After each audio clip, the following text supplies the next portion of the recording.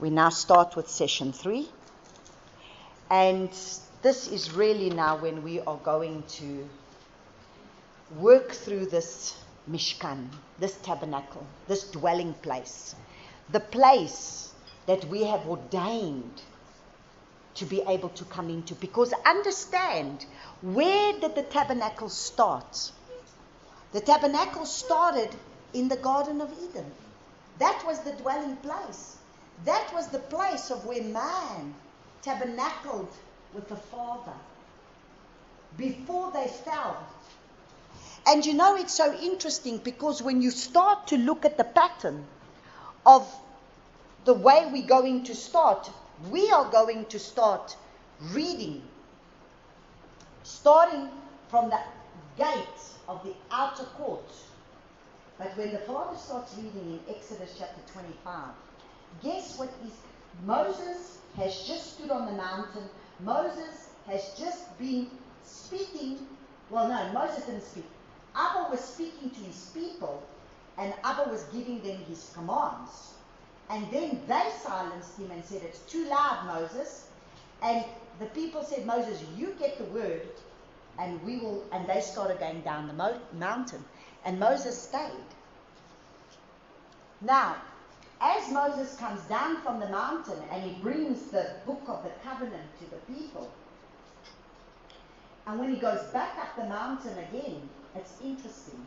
The very first item that the Father tells him to make is the Ark of the Covenant. Isn't that amazing? The very first item, he didn't start with the outer court. He started from the Holy of Holies. Why?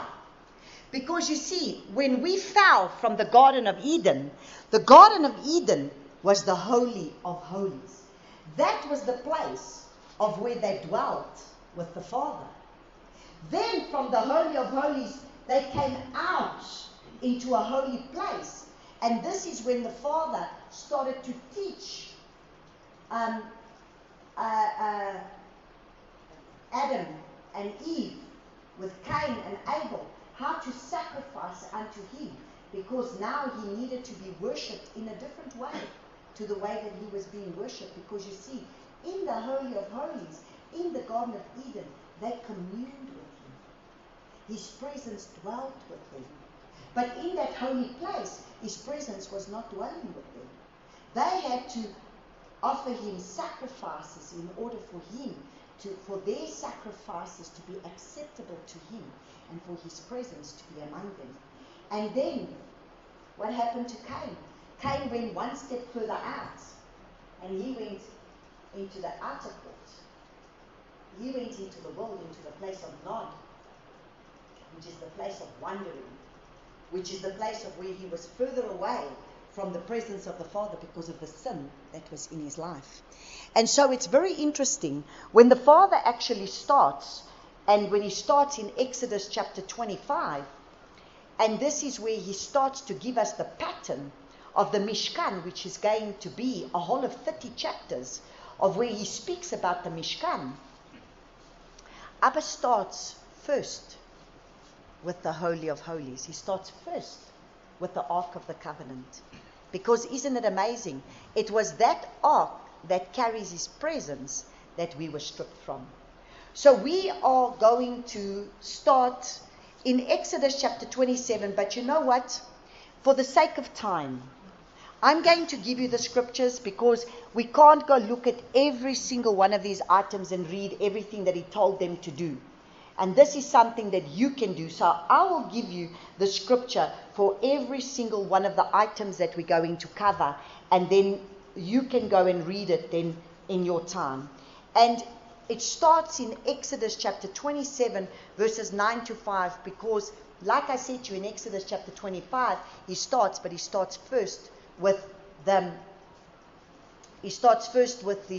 the Holy of Holies. Now, we are going to cover the Holy of Holies last. And we are going to start in the beginning, because we need to understand, what did Yeshua do for us? Because everything about this Mishkan is going to be the absolute revelation of Yahushua, our Messiah, who was the one who was crucified and died for us. And so it starts with the screens that they made in Exodus chapter 27, verses 9 to 15. Father tells them to screen off a piece of land. Okay? So understand, the Israelites were living in the desert. Now that's the world out there. Where they were standing in the camp, that's representative of the world. And now there's a section set apart away from the world that he demarcates and puts screens around. And those screens were made of white linen. Now that white linen, it was made out of fine woven linen. And in that time, the linen was really the white. And the white is basically symbolic of the righteousness, of the set apartness. And we can read this in Revelation chapter 19, 7 to 8, that says the righteousness of the set apart ones. So let's just quickly go to Revelation.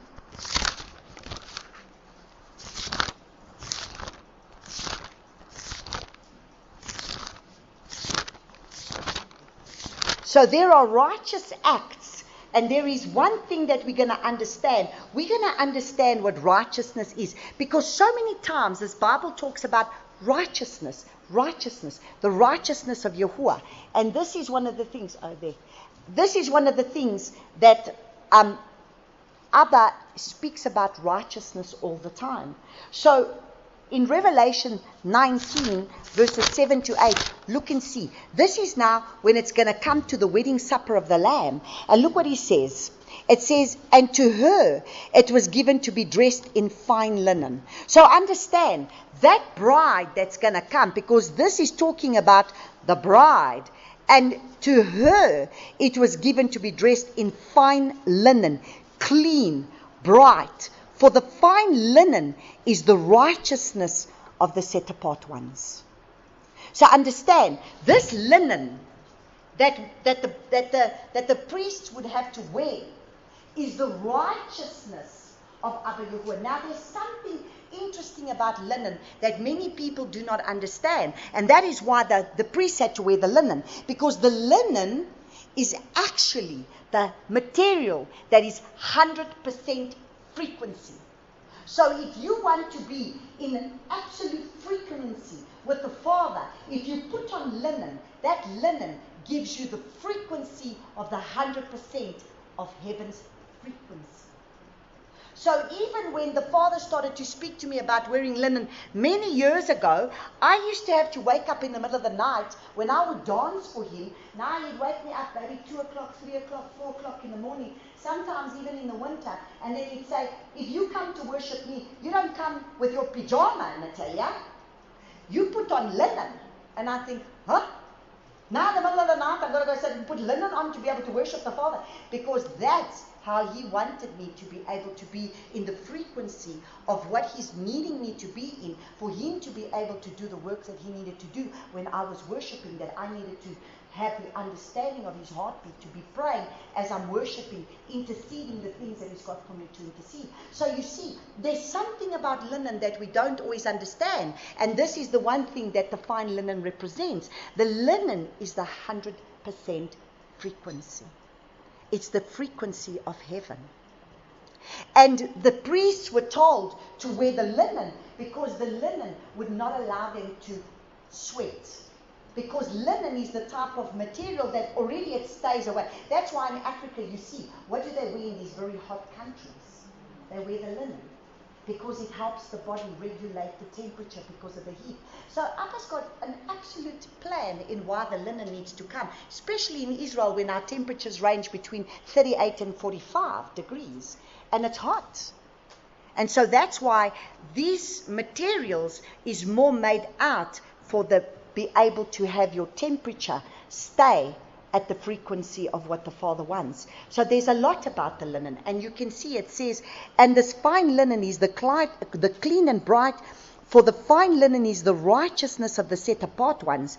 And he said, right blessed are those who have been called to the marriage supper of the Lamb. And he said to me, these are the true words of Yahuwah. So the ones that are going to come to the wedding supper of the Lamb are the ones wearing the fine linen. Now, I'm not saying that you need to necessarily be wearing fine linen, but what I'm saying is the fine linen is representing the righteous acts of the Father, which means it's a set-apart people.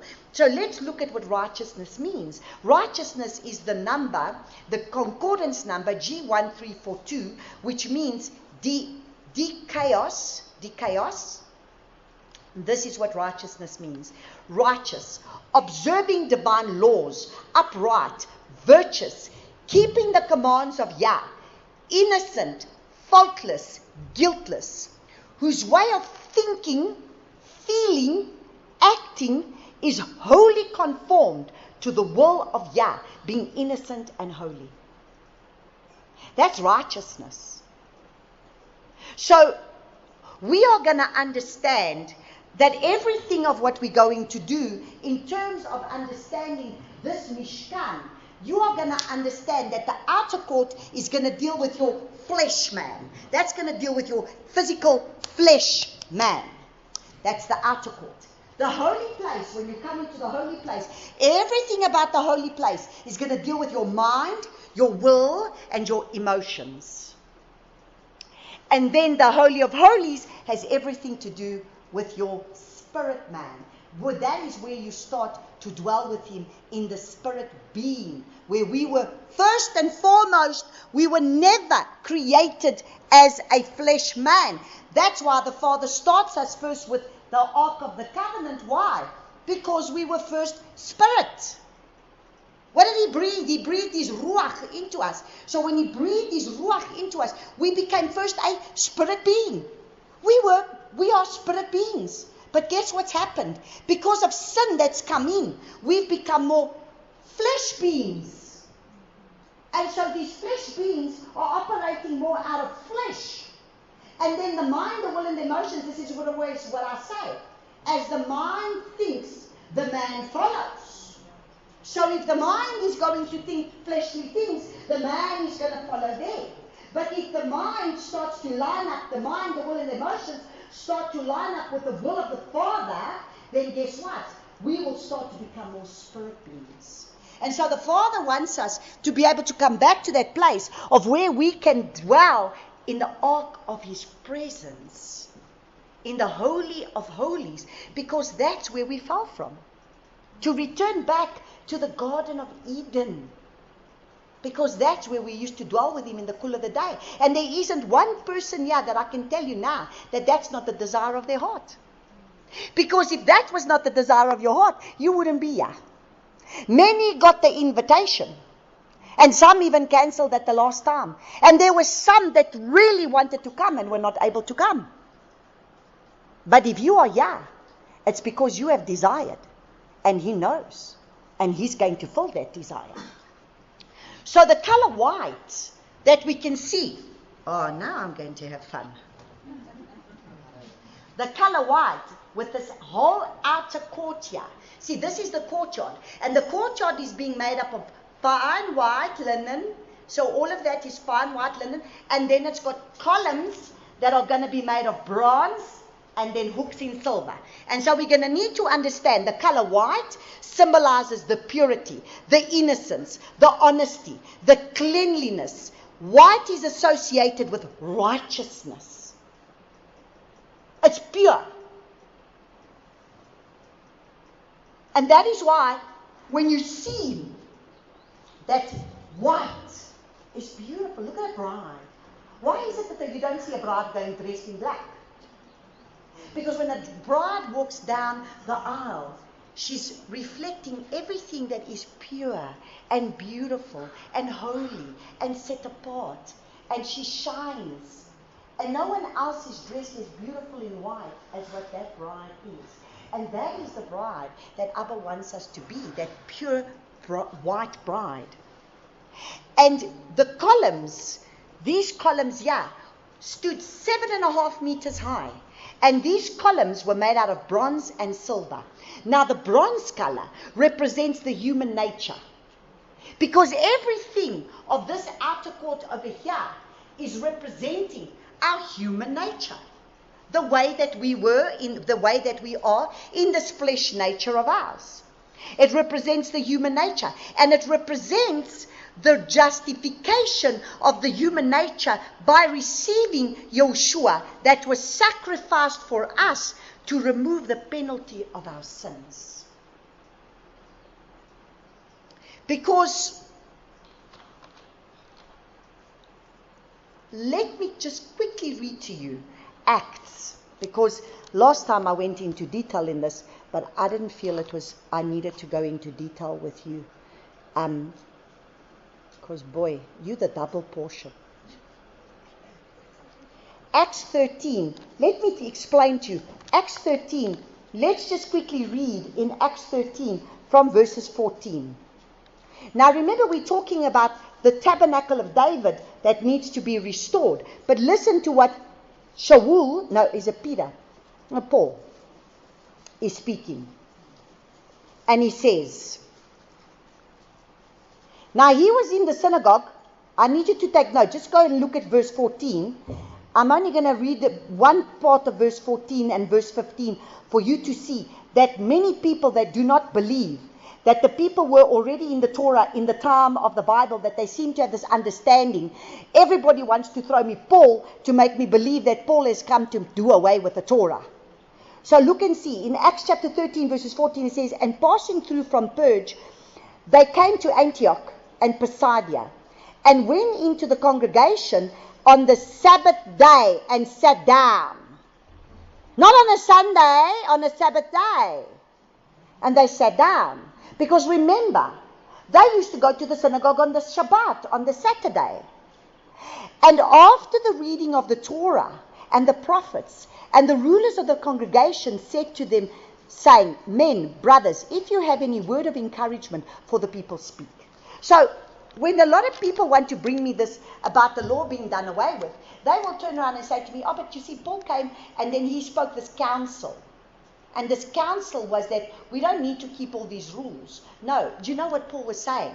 This is like me saying to the people, you know what, like when a person just gets saved and they have to come into a cell group and they come into the church. Imagine if we were ready to pounce on them and say, you have to give up smoking, you have to give up all your clubbing, you have to give up all these friends, you have to stop all this, and you can't do all these things anymore. The person will want to run away.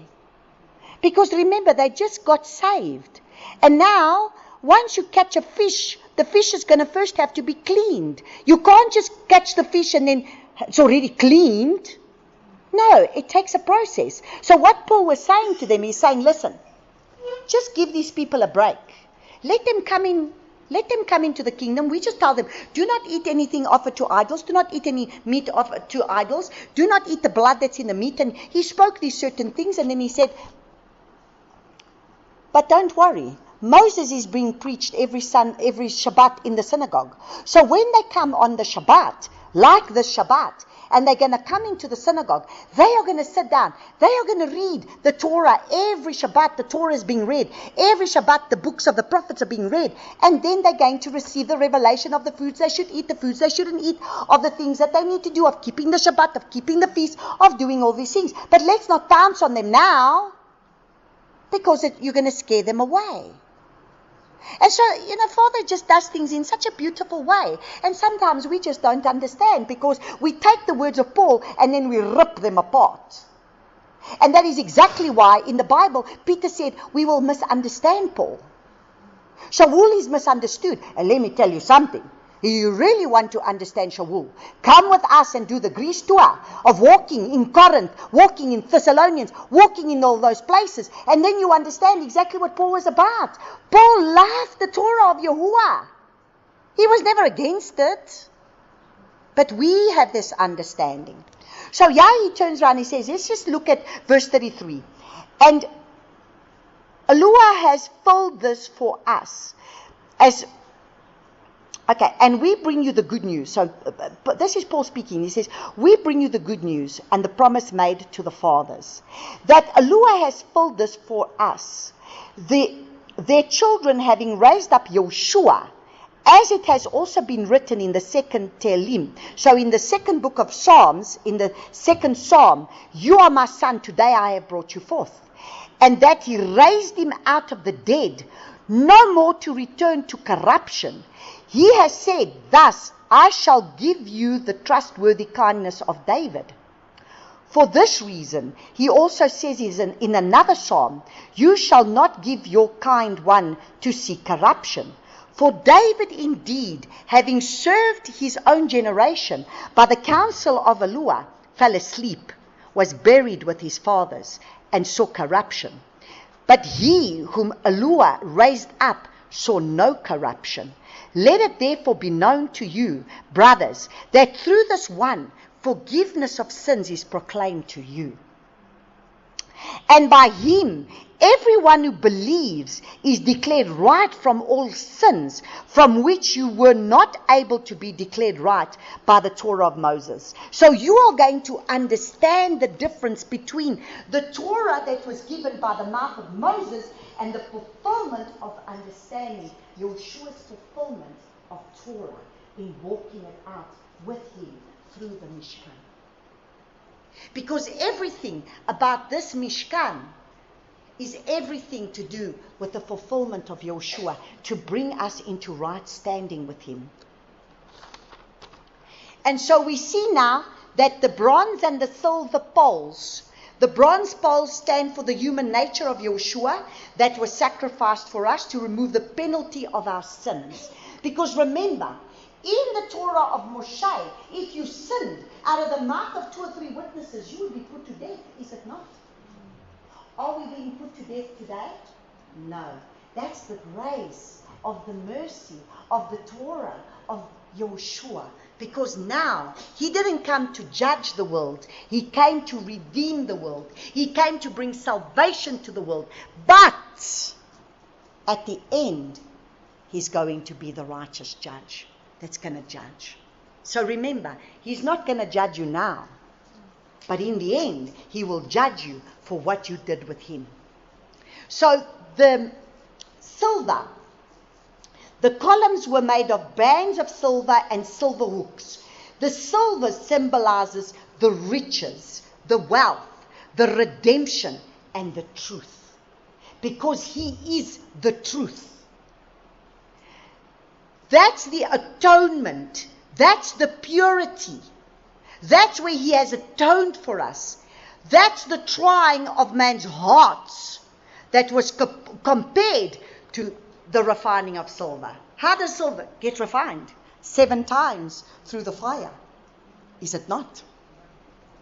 The silversmith sits with that silver and has to keep refining to bring the purification so that we can become that purification process for him.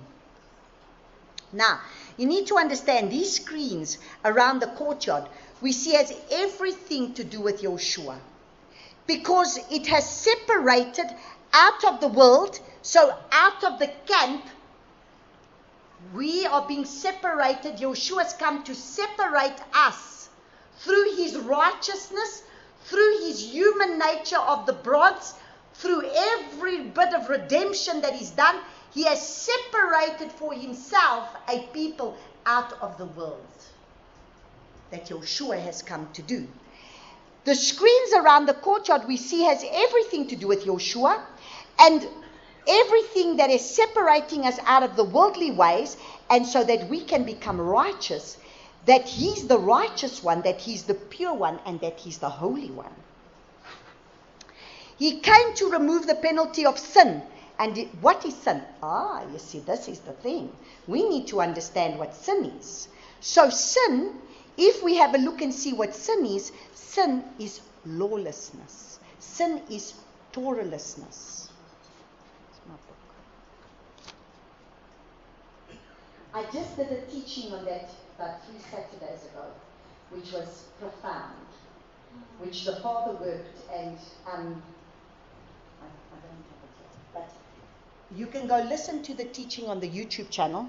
It's called Exposing Lies and Revealing Truth. And if you really want to understand sin, This was one of the biggest revelations that the Father gave me when He exposed to me sin as being lawlessness. And it is in, Father remind me, 1 John chapter 3, chapter 4.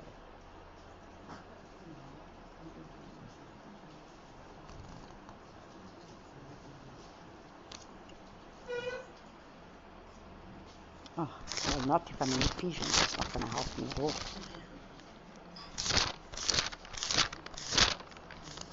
Yeah. Listen. 1 John chapter 3 verse 4.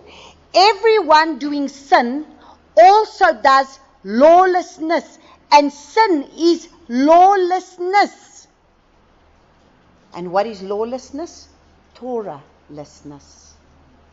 So when the Father came to send us Messiah Yeshua, and when Messiah Yeshua came to redeem us of sin, you need to understand what that sin is. It was the sin of us being able to be void of Torah. That's what lawlessness is.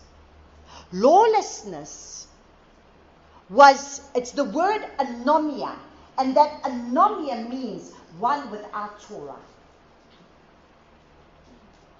And those are the ones that are going to be Matthew chapter 7 outside.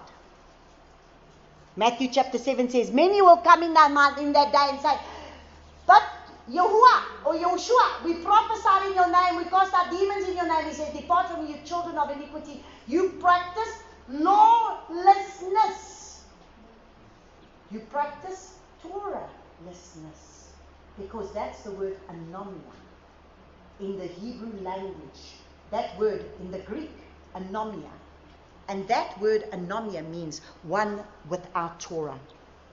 So we see He became the spotless lamb. He's the servant, the suffering servant. He's been Joseph. Remember what I shared with you? Joseph, they couldn't recognize Joseph. But what did Joseph go through? Joseph had to suffer. That was the one that suffered. Even though he was innocent, he had to suffer.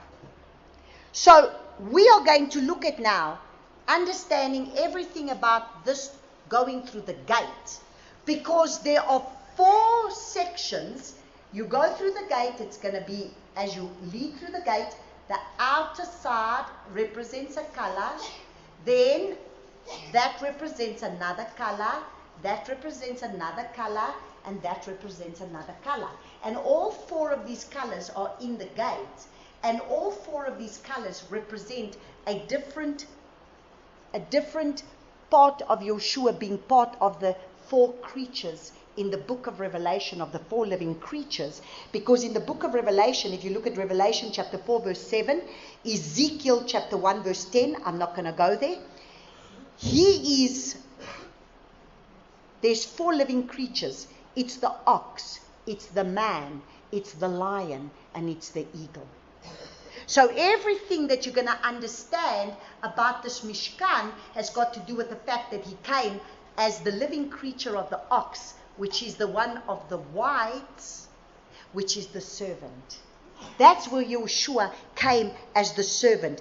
That we see in the book of Mark, where He speaks to Himself as He's the servant of man. He came as the servant of man. He's the servant, the one who came to serve. And so we are going to understand that when we come through this gate, that this is the way. Because remember, Yeshua spoke and He said, I am the way, I am the truth, I am the life. No one can come to the Father except through me. So we are going to have to understand what is the way, what is the truth, and what is the life. Because Yeshua is in that. That was what He laid out for us. He said, I am the way, I am the truth, I am the life. No one comes to the Father back to eating from the tree of life except through me. Because He was the gate. So, the Word became flesh. So if we look in John chapter 1, we read in John chapter 1, right in the beginning. Let's just quickly go to John chapter 1, because this is where we see.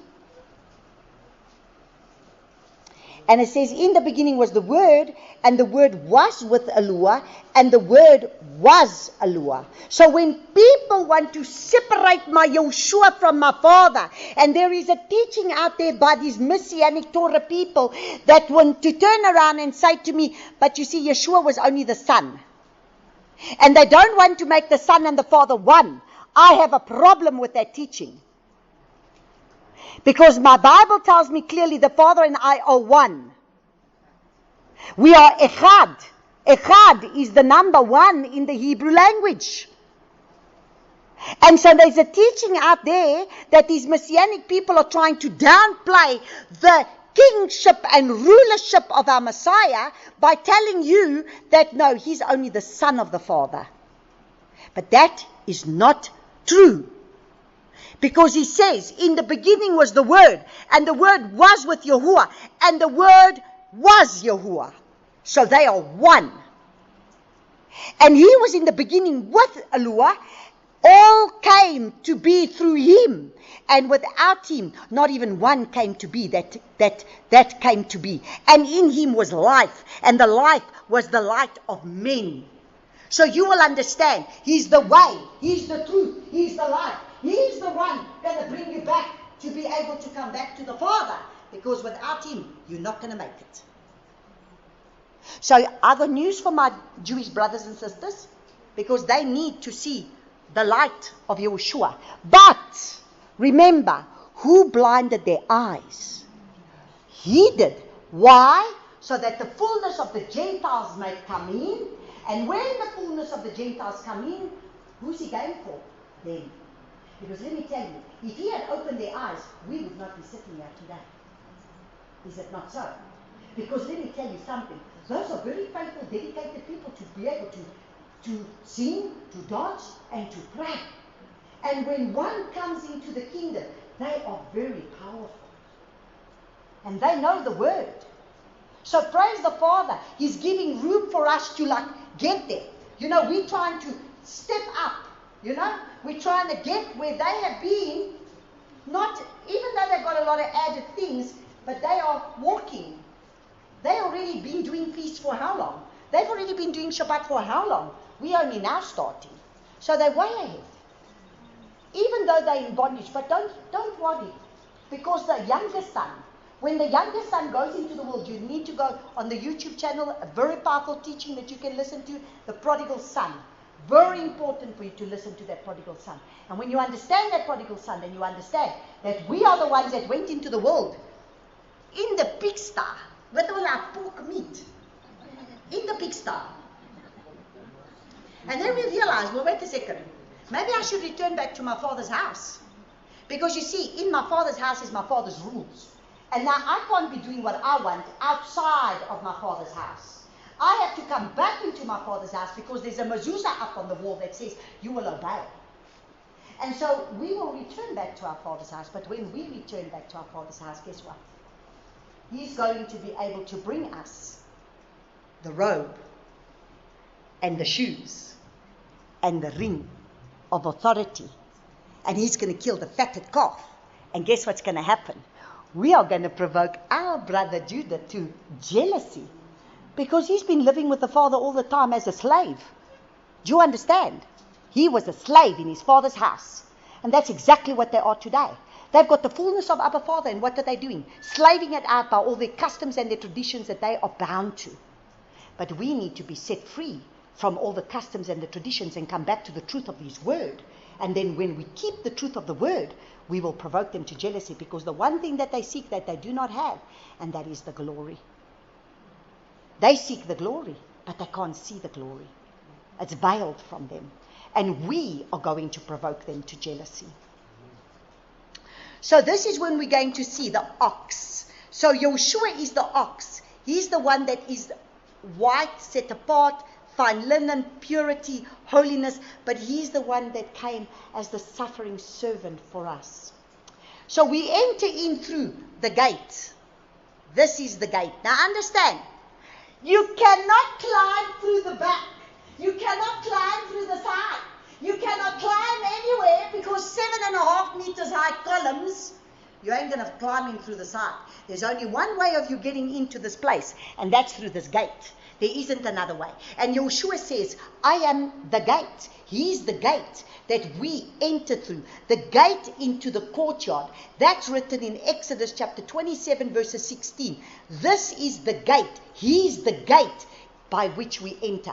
And we will understand this gate very clearly as we're going to start looking at this gate. Now we see that this gate is made up of the 4 colors. It's made up of the linen, it's made up of blue, it's made up of purple, and it's made up of the red, and all these colors. So it's got to be the white, the pure white, blue, purple, and scarlet.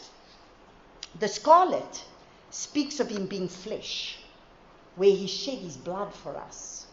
That's where he speaks of he's the man. So we've already established him being the ox. That's the book of Mark. Remember, 4 living creatures, 4 gospels. There were 4 gospels, 4 living creatures, 4 colors. So the ox is the white, which speaks about the book of Mark, the servant. He came to serve. Then you have the color scarlet. The scarlet is the red. That's everything of what's going to go on beyond the outer court. That's where he became flesh and dwelt among us. That's the face of the 4 living creatures. That's the man. Yeshua came and became man. He came first as a servant. He died as the spotless lamb that was given for us. Then he was the man that dwelt among us. That's the color scarlet. Because what did he put on the lentils in the book of Exodus? It talks about when it came to Pesach, what did they put on the lentils? The blood. Yeshua gave us his blood, became the spotless lamb, because everything in the outer courtyard has to do with Pesach. And this is where Yeshua fulfills Pesach in its fullness. So you'll see the 3 feasts. You'll see the feast of Passover. You'll see the feast of Shavuot, and then you see the Feast of Tabernacles, when we are called to finally tabernacle with the King, when he comes and reigns and rules with us, when he will dwell with us. So the blue, the scarlet speaks of the man. The purple speaks of the kingly anointing. That's the king. That's where Yeshua is king. That's where he's the lion of the tribe of Judah. That is the king. That is the book of Matthew. That is where he speaks about his authority and he speaks about the kingdom. And that is where we see him in the 3rd living creature, which is the lion. And that is where he's the lion of the tribe of Judah. And the color is purple, because the color purple is for the earthly authority. When you are a person of authority and you are a person of royalty, what was the color that you used to use then? The purple. They used to make the purple garments. So that is the color purple. Then the color blue. The color blue is speaking of the heavenlies. That is the eagle. That is the 4th living creature, which is the eagle. That's the one that soars high above the heavens. That is the one that we are to be seated with him in heavenly places. That is the eagle. That is the prophetic. That is the color blue, where you are seated with him in those heavenly places. So, we see Yeshua as being, and that is the book of John. That's the Gospel of John. Because that's when he became the Son of Man, the one that was going to be revealing everything of the heavens. I mean, the book of John is just totally different to the rest of the other 3. Be honest. The book of John, we just can't compare the book of John to the other 3. Because the book of John is the prophetic one. And who was the disciple that he took into the heavenly realm and showed him the things that were to come in the world, in the things that are to come? John. So that's why John is the prophetic one. And that's the eagle. And that's the one that soars high. And that's the eagle that doesn't care for what goes on the earth. Because he's seated with the Father in heavenly places. So the color blue is where he talks everything. You see, in the book of John, he talks about being the son of Yah, our heavenly bridegroom. That's where it's all about our heavenly bridegroom. The one who became the high priest. The one who makes the way for us to return back to the Father. So let's just look at Hebrews 1, verse 3.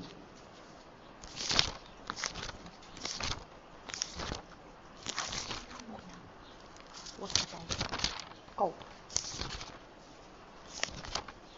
No lemon.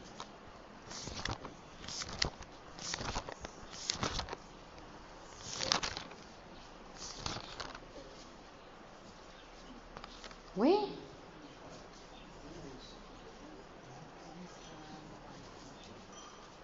It's supposed to be Hebrews something 1 to 3.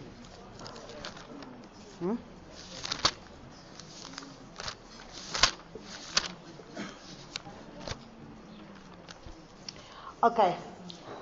I don't know. I've left out a verse of here. It's Hebrews 1 to 3, but I don't know which.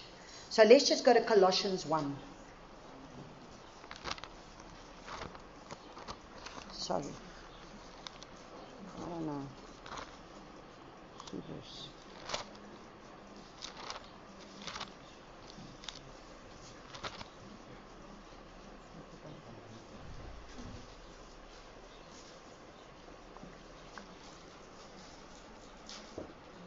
It could be Hebrews 1. Okay, well, you're already in Colossians. Let's just go to Colossians 1.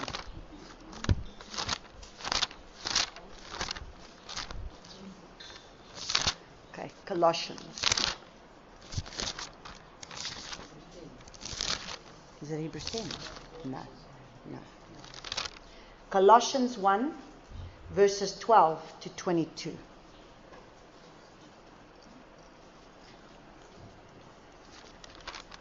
And it says, "Give thanks to the Father, who has made us fit to share the inheritance of the set-apart ones in the light, who has delivered us from the authority of darkness and transformed us into the reign of the Son of His love, in whom we have redemption through His blood and the forgiveness of sins." So you see, this is everything about Yeshua coming, and we have been forgiven of the sins. What sins? Sins of our lawlessness, sins of the ways that the Father's placed there from the Torah from the beginning, who is the likeness of the invisible Eloah and the firstborn of all creation. Because in Him were created all that are in heaven and that are on the earth, visible and invisible, whether thrones, whether rulerships, whether principalities, whether authorities, all have been created through Him and for Him. So you see, how can you take away the deity of the kingship of Yeshua Mashiach? You can't. He's not just the Son of the Father.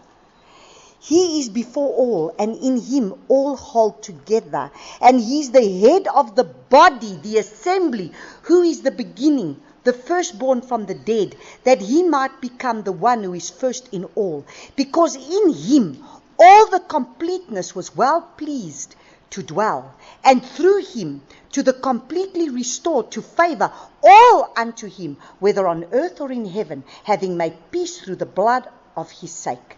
And you, who once were estranged, enemies to the mind by wicked works, but now He has completely restored to favor the grace that He's given us in the body of His flesh through the death, to present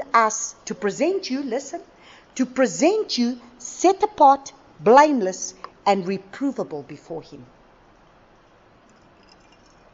So He is come to set you apart, to prove Him as blameless before Him.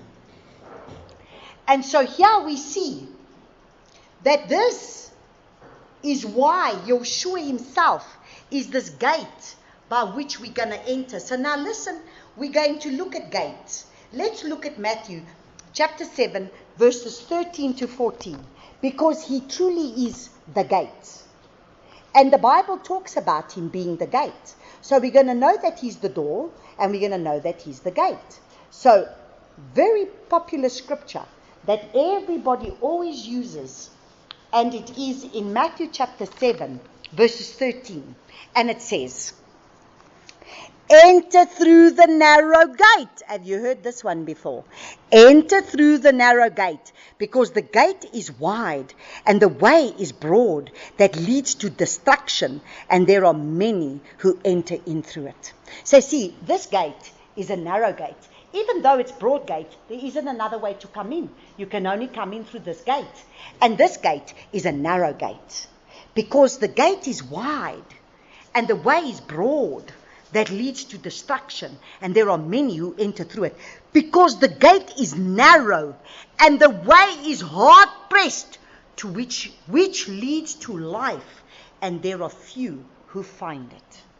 Now, you need to understand something, because you see, when the Father gave me the revelation of the part that we must come to is the Holy of Holies, listen to what he says.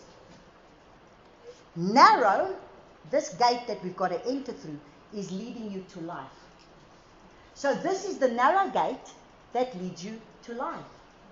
And there is a process. And there is an outer court, and there is a holy place, and then there is a Holy of Holies. And he says, listen carefully, I am the way through there. I am the truth, holy place. I am the life, Holy of Holies. No one comes to the Father except through me. So this life is the life of the narrow gate that we're going to come back to eating from the tree of life in the Holy of Holies. And listen to what it says, few find it. Few. Because why? We stay in the broad path.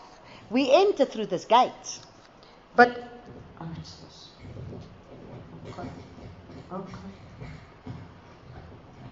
Sorry.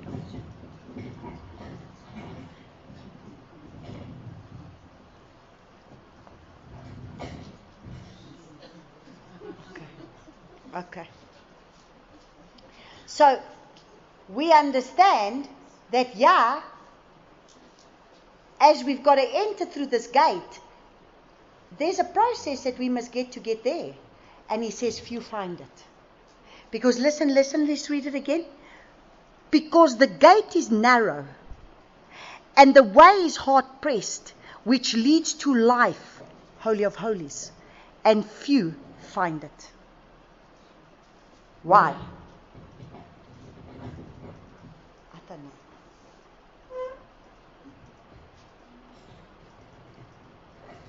Why you want to? Sorry.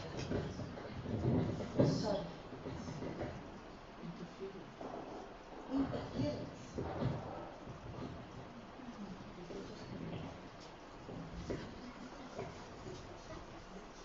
Okay.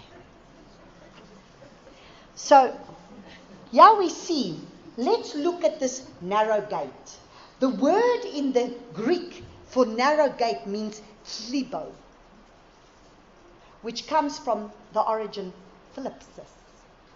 Oh, Brenda knows that one well. The narrow gate is thlibo, and that is the concordance number G2346.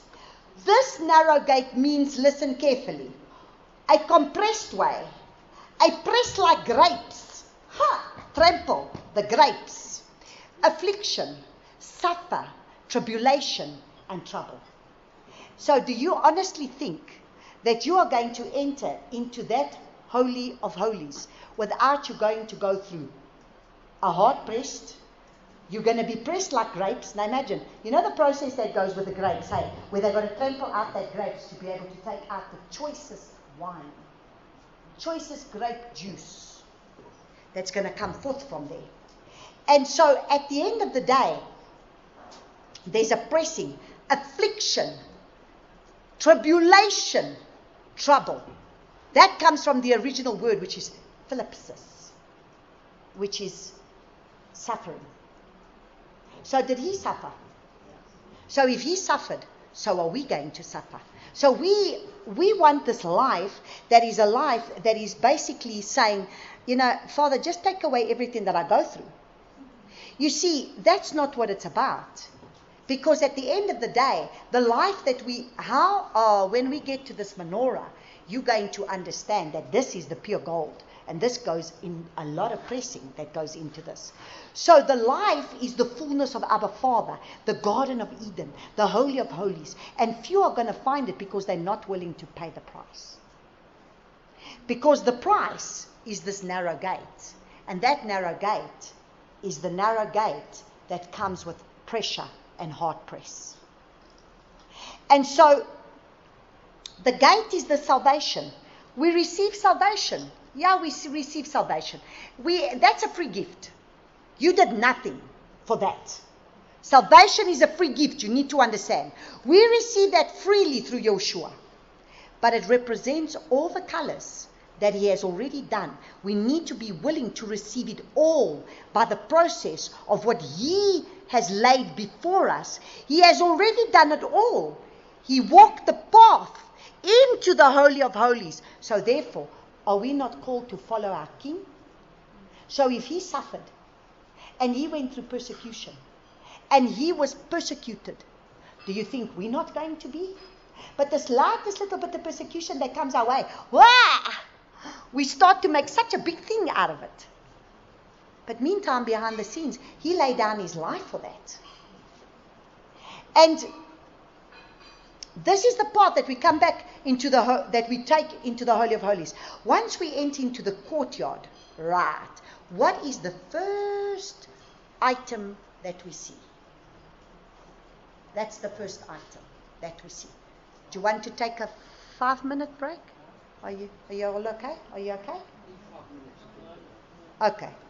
So, the very first item, where's our little video? Brazen altar. Just get it ready.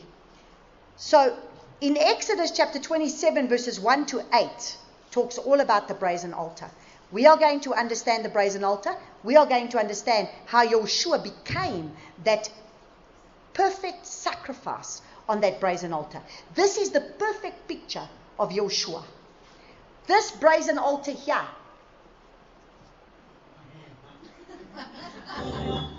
Not yet. Hey, you go back to our picture. Okay.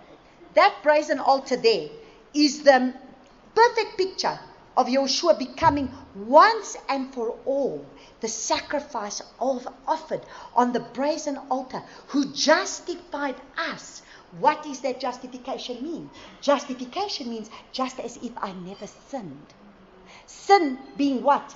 Transgression of the Torah, transgression of the fullness of his ways that was set to us, given to us from the beginning, that we never adhered to, because when he called us on Mount Sinai, he wanted to set himself apart, a people that were going to be able to do according to his purposes and his plans, but we chose not to.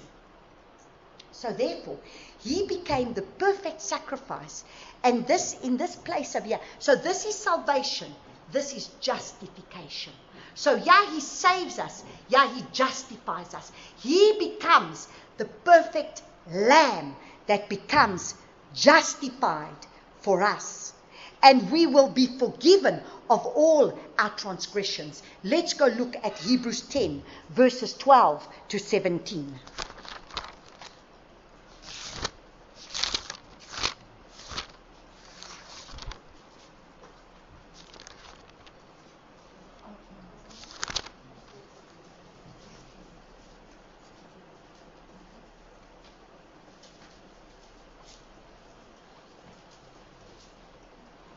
He says, but he, having offered one slaughter offering for sins for all time, sat down at the right hand of Elohim, waiting from that time onwards until his enemies are made a footstool for his feet.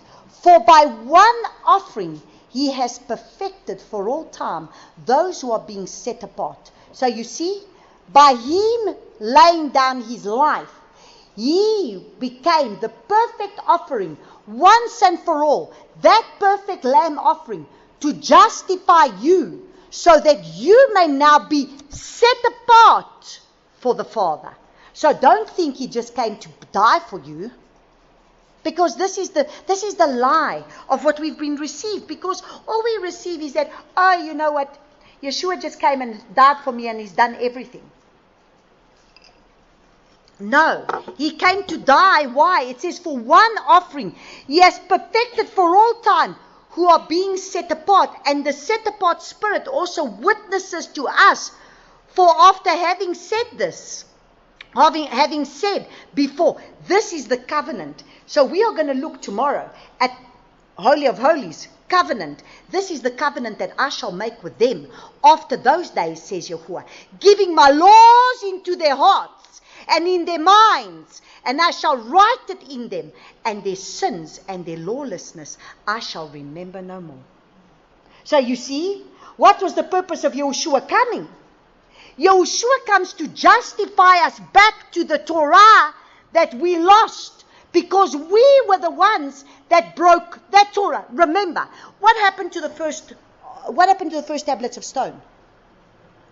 The very first tablets of stone, they broke. No sooner has Moses gone up the mountain, no sooner is Moses sitting, no sooner has he just given commands and said, you shall have no other God before me, you shall not bow down to it, you shall not worship it. Oh, Moses is not coming down the mountain, let us build a golden calf. And they built a golden calf, and then they say, and tomorrow we're going to worship the Father. So you see what we do? Our ark on the cart wagon.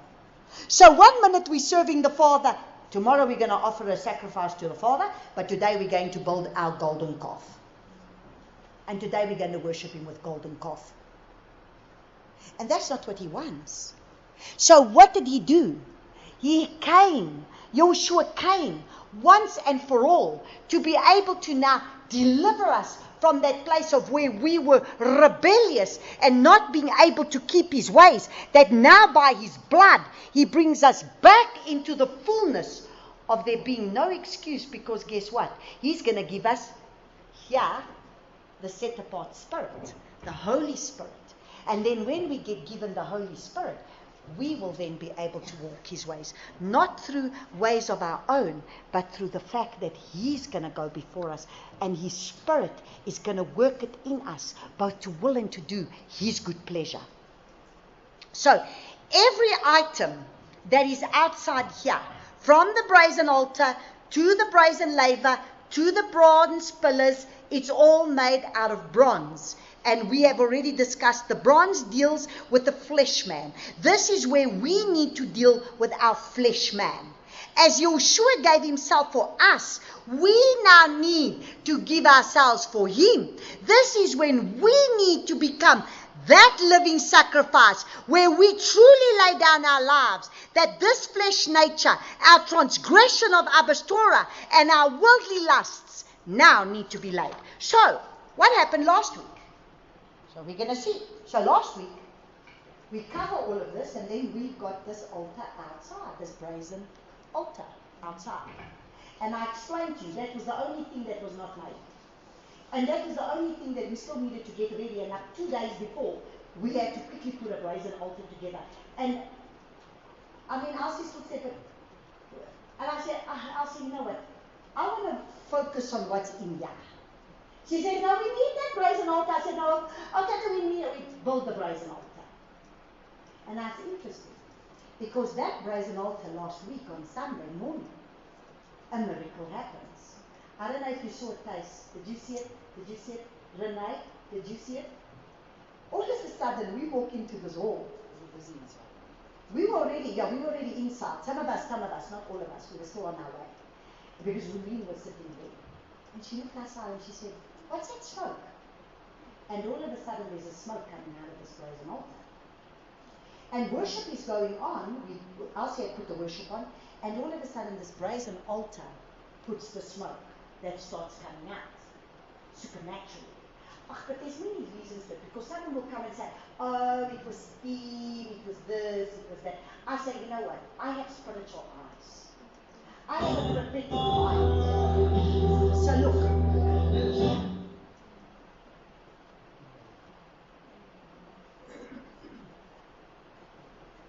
Let your fire fall is what is being the song.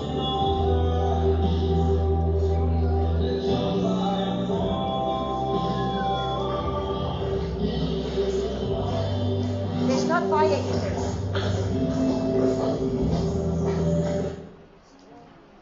Did you see? Now there's a fire, there's like a smoke coming out of this altar. And we standing, and did you see? Let your fire fall is the song that is playing. And there's that other one as well. I'll see. Did you put them both? Or did you only put one? Okay. And so all of a sudden, Father brings this. He brings the smoke coming out of this non-existent fire altar. There's no fire there, but there's a smoke coming out of it. And it's let your fire fall. And as we started to watch this video on the Sunday, when this video started going viral, and I'm looking at this and I'm thinking, Father. And at the time of that Sunday morning, as I prayed, that's what I really felt. Father was saying, the sacrifice that you have given me has been acceptable to me. But this weekend, he said, I have prepared that altar. And where's the sacrifice? Are you going to be the sacrifice that's going to lay your life down on that altar? I prepared the fire. Now I need the sacrifice. Will you be that willing sacrifice for him? Because everything about the outer court has to do with the flesh. We are still about ourselves. We are still about the things that we need to lay down. Because you see, when we receive Yeshua, I don't know why this is making such a noise. When we receive Yeshua through the very first item that we're going to come to, so you see, he gives us salvation, he justifies us, he gives us salvation he justifies us But now, who's going to become that sacrifice there? We have to become that sacrifice. And this is now where he comes and lays, as he laid himself down, are you willing to lay yourself down on that altar and say, Abba, I come and I lay myself down. May I become that sacrifice for you so that you can have a sacrifice of my life. So do you understand, in the church, many people receive salvation, but they never actually give their lives to Yeshua as a sacrifice for him. Because the very first place that we come to is that brazen altar. Now it's easy to have Yeshua becoming that sacrifice lamb for you. But remember, you got to walk out like your king walked. You are called to walk as he walked. So guess what? He's expecting you to become that living sacrifice. So this is the only time where, Father has given me the revelation of understanding his names, and I understand, this is a process. So I don't call him by titles. I don't call him by Lord and God. I don't call him by titles because that's just the revelation that he's given me. And that is the process of the revelation of what he's going to bring more and more as we walk in this path with him. And so the only time I really will use Lord is in this case, because you know what?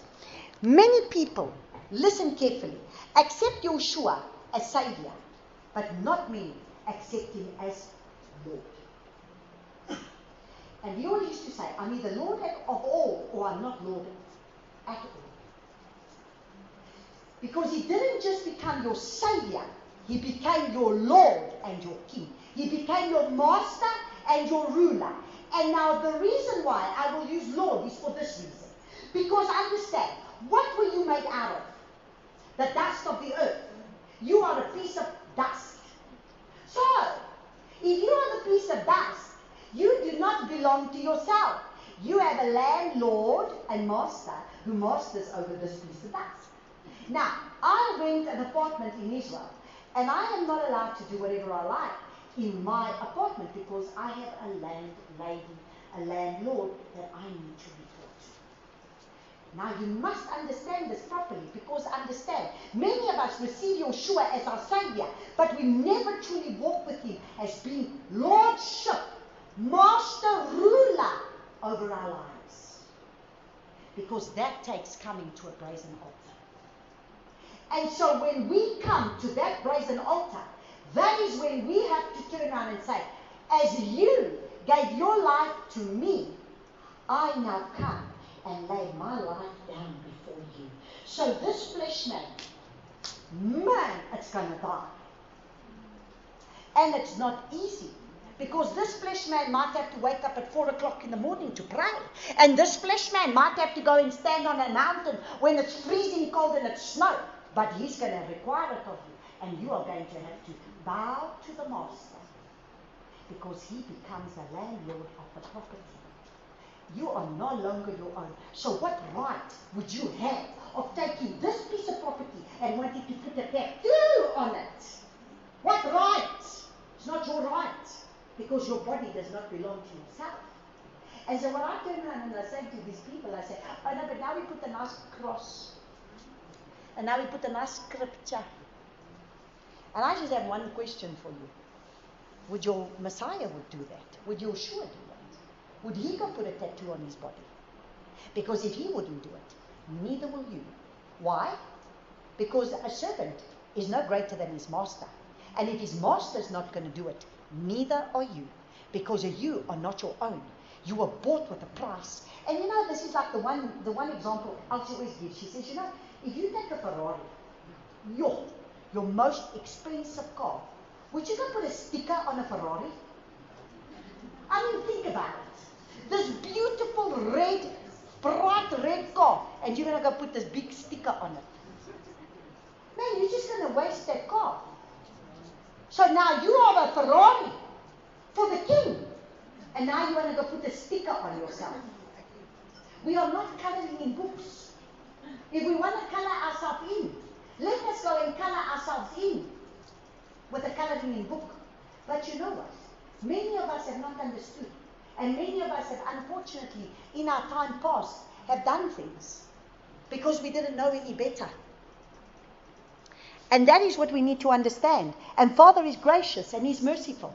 And we come to that place of repentance because we didn't know any better. But now the Father is speaking a word now because it's never been as rife as what it is now.